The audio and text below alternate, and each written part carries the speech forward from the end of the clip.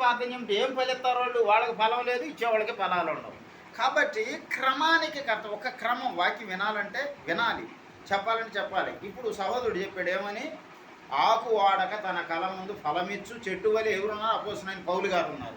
అదేవిధంగా మనం కూడా చాలాసార్లు వినుంటాం. ఏంటిది? సమరయుని కథ. సమరయుని కథలో కూడా ఎవరు సహోదరుడు? లేవీయుడా, శాస్త్ర, పరిచయుడా? గబగబగా పోతున్నారు. ఈ రక్తం గారి సత్తన్నారు, నోరెండుతుంది, సొక్క నీళ్ళు ఇది ఇలాంటి మినరల్ బాటిల్ తీసుకొని పోతున్నారు. గొంతులో గొక్క నీళ్లు కూడా ఇలా. ఈయన సేవకుడు, ఈయన యూదుడు, సమరయుల మీదుగా నడవటానికి కూడా ఇష్టపడ్డు. కానీ సమరయుడు ఏమయ్యాడు? ఒక ఆయన నేను దిగటం గురించి ఎక్కటం గురించి, ఒక ఆయన దిగుతా వచ్చాడంటే, ఒక ఆయన ఎక్కుతా పోయాడంట. ఎక్కడికి?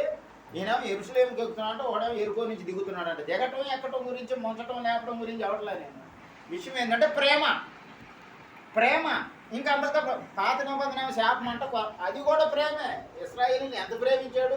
సముద్రాన్ని ఎవరి కోసమన్నా జీల్చాడా? ఇశ్రాయేలీల కోసం జీల్చాడు. కాబట్టి ఆ ప్రేమ కలిగిన ఆయన ఏం చేశాడు? సైకిల్ స్టాండ్ వేసి ఆయన ముద్ద పచ్చడి వేసుకొని అన్నం పెట్టలా, ఆ ముద్ద ఆయనకి పెట్టి ఒక చోట దించి, అప్పు అయితే రేపు కూలికి పోయొచ్చి, డబ్బులు లేవు, పేద విధవరాలు కానుకలను ఏమన్నాడు? అందరికన్నా ఎక్కువ ఇచ్చిందంట. ఏమి ఎక్కువ ఇచ్చింది? ముప్పావలా. లక్ష ఇచ్చినోడు పక్కన ఉన్నాడు. ఏమిచ్చిందామా? వాడు లక్ష ఇచ్చినోడు ₹1,00,000 మిగిలించుకున్నాడు. ముప్పావల సంపూర్ణత, సంపూర్ణత, సంపూర్ణత, పరిపూర్ణత. ఎప్పుడు? ద్వితీయోపదేశకాండంలో ఉండిద్ది. కుడికి ఎడమకు తిరగబాకండి. మీరు తిరగకుండా నడిచి ఆ నడకనే మీ బిడ్డలకు నేర్పండి. మీరు తిరగొద్దు. సముద్రం వచ్చిందని మళ్ళీ వెనుకపోతారేమో, వెనకోళ్ళు ఉన్నారని మళ్ళీ పక్కకు పోతారేమో. కుడికి ఎడకు తిరుగుతుంది. సముద్రం అయినా జీలిపోద్ది, నీకు ఎదురుకున్నది తిమ్మింగలం అయినా, చేప కడుపులో ఉండి సచ్చాడా? బయట ఉయ్యబడ్డాడు కాదు, దేవుడు మిగిల్చాడు అనుకోవాలి. నీకు మిగిలిన దాన్ని చూస్తున్నాడు, నీ సంపూర్ణత చూస్తున్నాడు ఆ దేవుడు. వాళ్ళు ఎంత మిగిల్చుకున్నాడో చూశాడు, ఈయన ఎంత సంపూర్ణంగా ఇచ్చిందో చూశాడు. ఆ శాస్త్రులు, పరిచర్యలు, వాళ్ళ యొక్క పరిచర్య చూశాడు. లేవి ఏం చేస్తున్నాడు? హన్నా సారాయి తాగింది ఏమని అనుకున్నాడు. దేవుడికి మొర్ర పెడతంటే ఈ పెద్ద బిషప్కి తెలియదు ఆమె ఏం చేస్తుంది. పేరుకు మాత్రమే బిషప్, అర్థమైందమ్మా. కాబట్టి సమరైన పరిచర్య ఏం చేశాడు? బాధలో ఉన్నవాడిని ఆదరించాడు.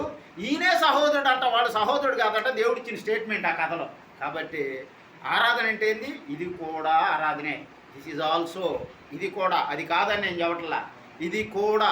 కాబట్టి ఆరాధన ఇక్కడ జరిగిందని నేను నమ్ముతున్నా. ఆ 4 గోడల మధ్య పోయి యేసయ్యా అంటే సహోదరుడు పాడింది కాదు, నేను పాడతాను. మళ్ళీ ఆయన మళ్ళీ ఇది చేశాను, ఇమిటేట్ చేసాడు అనుకున్నారు. అంటే పాడాడు కాబట్టి, గుర్తుంది కాబట్టి చదువుతున్నాడు, చక్కగా పాడతాడు. ఆ పుస్తకం తెచ్చుకున్నాను నేను, పాటల పుస్తకం. నాకు రావు, తీస్తేనే వస్తుంది. ఈయన లేకుండా పాడాడు, ఇదే గొప్ప విషయం. నాగేంద్ర మన 9లో ఒక ముసలాం వచ్చింది, కాన్ఫరెన్స్ కొట్టుకోవడం చేతగా 80 సంవత్సరాల 100 పాటలు కంఠస్థం వచ్చు.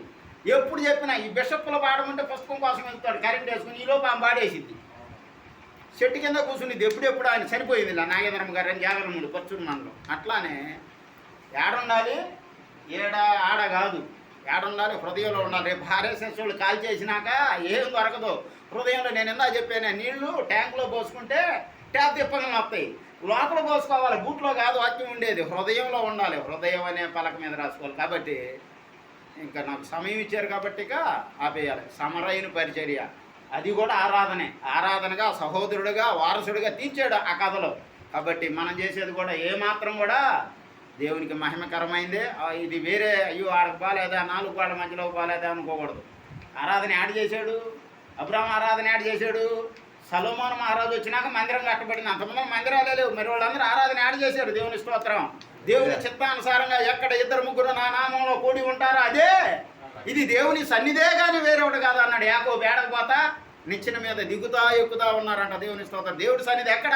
ఆయన బిడ్డలు ఎక్కడుంటే అది దేవుడి సన్నిధి. 4 గోడల మధ్యలో వ్యాపారం చేసేది కాదు. వ్యాపారం అంటే వేరే అనుకునేవాడు, దేవుడే అన్నాడు. యెరూషలేము మందిరంలో పోయి వ్యాపారాన్ని తీసేసాడంట. అంటే అప్పుడు దాకా ఆడ ఏం జరుగుతుంది?